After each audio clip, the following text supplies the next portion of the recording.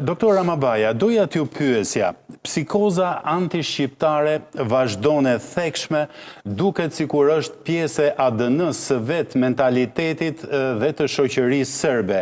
Madje edhe lëvizja studentore që u trumpetua si një lëvizje e re, demokratike, progresive, që do të sillte një gjenerat të re në drejtimin e politikës, edhe ajo botoi një memorandum për Kosovën dhe Metohin, siç u shprehën ata. Madje duke u përgatitur, mu kujtua dhe një deklarat që i referohet për efekt qartësie në publik, i referohet se e ka thënë Anë Brnabić në Bled në gusht të 2023-shit, mos kërkoni të drejta shqiptarve, mjafton që ne nuk po ju vrasim. Ku po shkohet kjo shoqëri serbe, që është e sëmur, që është e infektuar, por si shduket nuk ka asnjë doktor që ta marri në dorë për ta shëruar sadopak? Po, kolonelit s'ka kusht i shkruaj, doktor si gjendet do të çmendis. Dhe kësaj paradigme institucionaliste krejtësisht fashiste. Por kjo nuk është e ditëve të sotme. Vërtet. Ajo është produkt i establishmentit drejtues të Serbisë që në lindjen e saj, që prej Kongresit të Berlinit, kur u krijua u njoh pavarësia e Serbisë moderne.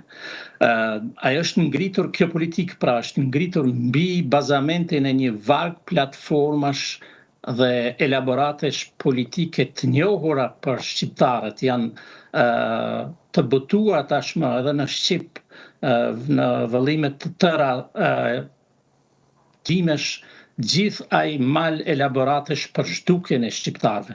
Dhe që është të vërteta, Serbia ka punuar vazhdimisht për këtë qëllim.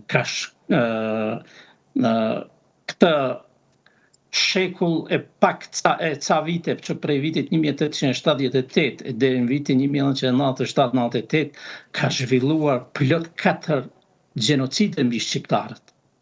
Është krijuar fundja mbi trullin shqiptar dhe ka ngritur pastaj në pauza mohimin e krimit që e ka shndruar në politikë pragmatike shtetërore.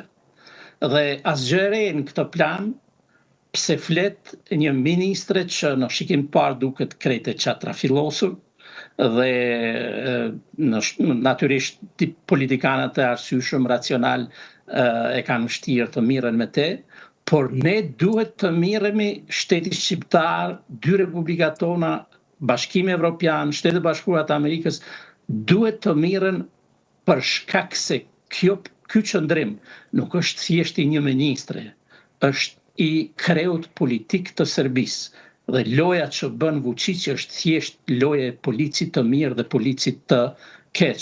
Prandaj më duket i vakët qëndrimi po e përsëris i Tiranës zyrtare.